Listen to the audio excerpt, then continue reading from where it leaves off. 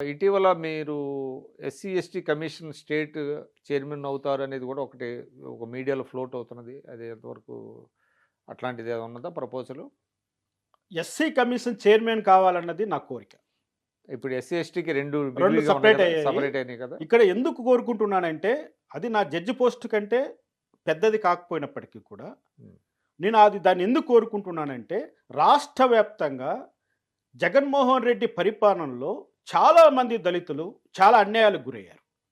ఆస్తులు పోగొట్టుకున్నారు, ప్రాణాలు పోగొట్టుకున్నారు, ఆడవాళ్ళ మానాలకు ప్రమాదం ఏర్పడింది.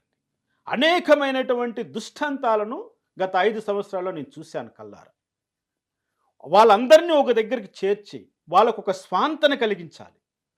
పైగా తెలుగుదేశం పార్టీకి దళితులకు మధ్య ఒక బ్రిడ్జ్ అనేది ఒకటి క్రియేట్ చేయాలి నేను.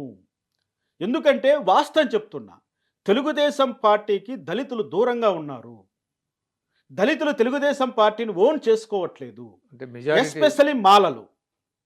ఒక రకమైనటువంటి గ్యాప్ అన్నది ఏర్పడింది కాబట్టి, నా వంతు సహకారంగా తెలుగుదేశం పార్టీకి దళితులకు మధ్య ఒక అనుసంధానాన్ని ఏర్పాటు చేసి, ఏదైతే జగన్మోహన్ రెడ్డి ఘంటాపథంగా చెప్తున్నాడో, నాకు ఇంకా 40% ఓట్ బ్యాంకు ఉందని చెప్తున్నాడో, ఆ కాన్ఫిడెన్స్ని కొల్లగొట్టాలి.